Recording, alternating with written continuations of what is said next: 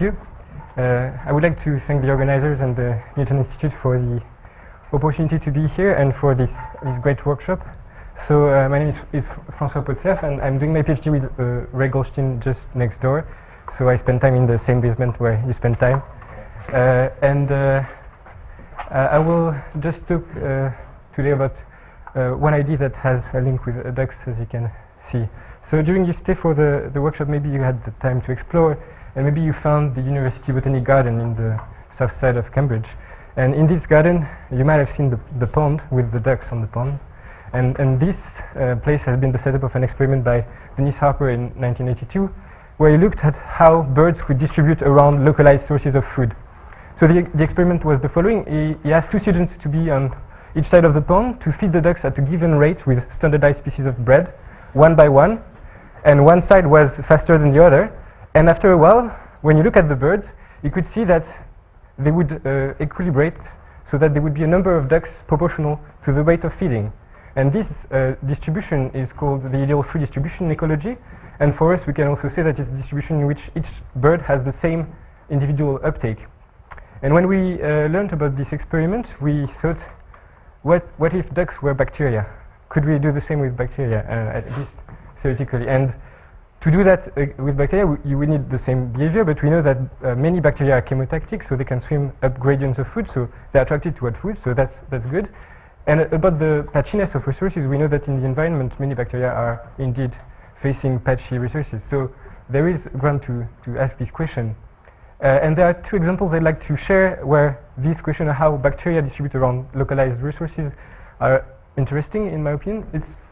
The first one is Engelmann's experiment in 1882. He was working about the photosynthesis in algal cells and trying to determine which wavelength of the spectrum were triggering oxygen production. And the very clever experiment he did was to put a long strand of algal cells in a chamber with bacteria that are attracted by oxygen. And then, using a microscope made by Carl Zeiss himself at the time, he shed the light spectrum of the sun on the algal cells and looked where the bacteria were going. And what he saw was that the bacteria were agglomerating in the red and the blue, and concluded that it was these wavelengths that were responsible for photosynthesis.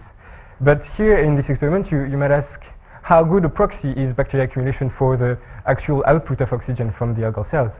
The other example I'd like to mention, you heard about during Alison Smith's talk yesterday, is algal bacterial symbiosis. I'm not going to go into details again, but what I would say is, if you have this system in which algae are a food source for the bacteria, you could imagine that when the bacteria are motile, they could try to find their partners and somehow also find the right number of partners by adapting to the resource. And so we are investigating some experimental aspects of this. And one of the projects will be presented in another workshop in November with Ottavio Croce. And right now I just want to continue thinking theoretically how bacteria would distribute in a bacterial pond. So what is our bacterial pond? For us, it will just be a 1D chamber. We have two food sources, one on each side, injecting an attractant at a given flux, constant in time, but different from one side to the other. And we have our chemotactic bacteria in the chamber. And so what we expect to happen is that first we'll have diffusion from the side of the attractant, but also we say that bacteria take up the attractant. That would tend to reduce the concentration and increase the gradients. Finally, we have diffusion of the bacteria moving around and also agglomeration through chemotaxis.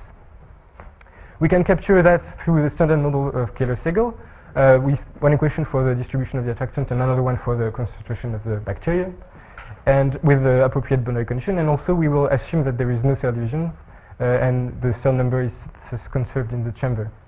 And when the equations I put there are non-dimensionalized, and we see that we have four main parameters driving this experiment. The first one is the chemotactic propensity of the bacteria, so it characterizes how much the bacteria are chemotactic compared to how much their motion is random. The other one is the chamber size, the relative chamber size compared to the characteristic length scale of diffusion with uptake in the chamber. And we'll just call it chamber size from now. And the third one, the relative strength of the left source compared to the total amount of attractant you inject. There is a fourth one, which is just the ratio of the diffusion coefficient of bacteria and chemical, but we're not going to focus too much on it for now. So we're going to take this model and make simulations, and so we can pick values for these source parameters and look at the evolution of the bacteria concentration in this little bacterial pond. And on the top, we see that with chemotaxis, we have accumulation next to the sources as we expect. But now if we look at the attractant concentration at the bottom, we see that the effect of this chemotactic behavior is that the concentration field tends to be leveled, and the maximal value is decreased, and on the left, we have actually an increase of the concentration. Overall, this accumulation of bacteria and the leveling of the associated resource would tend to bring us closer to an equal individual uptake, like the ducks. But the fundamental difference here is that due to the diffusive nature of the attractant and the bacteria, you can actually never reach it, because there will always be bacteria in the center, and they will never have exactly the same individual uptake. This explanation, just by looking at the plots, is a good starting point, but we'd like to quantify more precisely what's happening, quantify how close we are to the equal individual uptake, so that we can compare different parameter values. To do that, we borrowed from the economics a measure of inequality built on the Lorentz curve. The Lorentz curve that you see here is a curve that is built by plotting on the x-axis the cumulative ordered population for a given wealth, and on the y-axis the cumulative ordered wealth. And so basically, if I take the point 0.3, the 30% poorest of the population have something like 15% of the total wealth. So this curve is always below the ideal straight line, that is when everyone has the same revenue or wealth. And from this curve, you can define graphically the Gini index, this measure of inequality, as twice the area between the curve and the straight line. It's an index that is widely used, and still recently there was an updated map of the Gini index in the world in science. So you can see in dark blue its values of 0.2, in red the value of 0.6. What you have to remember too is that the lowest value is 0, and that happens for our ducks that have all the same uptake. And if you were to imagine one duck with all the income, it would be equal to 1. These are the two extreme values. In our case, we can also adapt the Gini index with a more appropriate computation. So we just use another definition, and we adapt it so that we can calculate it on the result of our simulation with the concentration field of bacteria and attractant. So now we're going to use this measure to see how the parameters we identify change this proximity with the equal uptake. And the first thing to look at is the impact of the source distribution. And so here I have two example curves, in blue when the two sides are almost the same intensity, and in red when it's very unequal. And indeed, when we calculate the Gini index between these two cases, we see that when there is only one source on one side, the Gini index is high, and it decreases the more equal are the sources. So the conclusion is that the more equal are the sources, the more equal is the uptake through the population. That's intuitive. And so for now, we're going to just consider the case where there is one source on one side and see how the other parameter influence the result. And the next parameter to look at is the chemotaxis propensity, so how strongly the bacteria are chemotactic. And here the result is not intuitive, because on one hand, by being chemotactic, they would accumulate in the same place, so maybe have the same uptake. But on the other hand, they could also screen other cells from the source, and so increase the inequalities in the chamber. And so if we plot the Gini index as a function of this chemotactic propensity for different size of the chamber, we see two things. First, that Gini index increases with the size of the chamber. But the second thing is that the chemotaxis in 1D levels the uptake, and we get closer and closer to the equal uptake when alpha increases.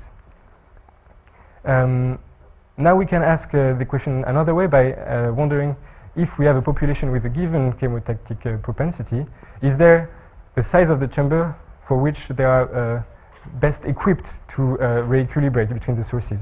So now what we're going to look is the ratio of the Gini index with chemotaxis over the Gini index without chemotaxis for different chamber sizes. And what we see is that for whatever chemotactic propensity you have, there is a typical length of 3 where the redistribution has more effect, and so you get closer, you reduce your Gini index the most at this typical chamber size. So now if we think back in terms of bacteria, why do we have this kind of optimum? Well, if we consider a very small chamber, so lambda is small, the concentration field won't have a strong gradient. It will almost be flat. So first, the uptake will be almost the same for all the bacteria, and also the gradients will be weak, so chemotaxis will be weak. And that can tell you why there is not too much effect of chemotaxis. The other extreme is when the chamber is very big, and here you have a whole part of the chamber where the concentration is actually equal to 0, and still there are a lot of bacteria there, and with or without chemotaxis, they won't have any difference. It won't make any difference for all this population. So they will contribute to the same extent to the Gini index that won't change that much. It's just when you have a chamber size that is in between, so that gradients can develop, but all the bacteria can also react to it, that you will have a greater effect on the Gini index.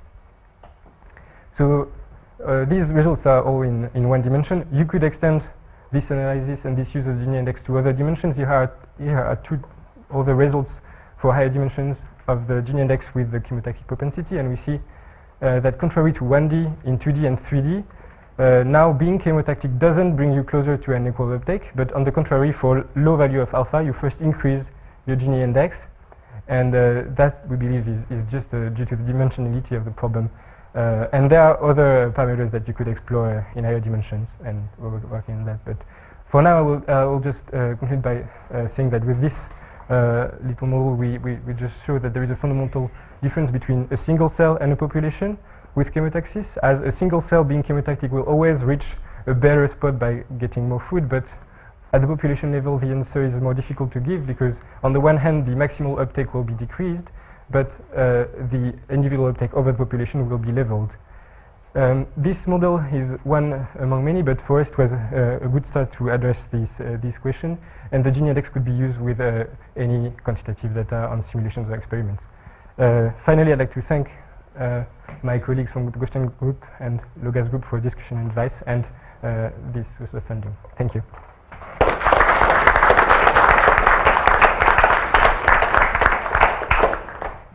Question for François before coffee?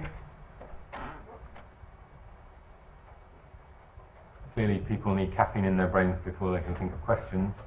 Thank you very much for a really interesting talk. It's time for coffee. I'd just like to thank all the speakers.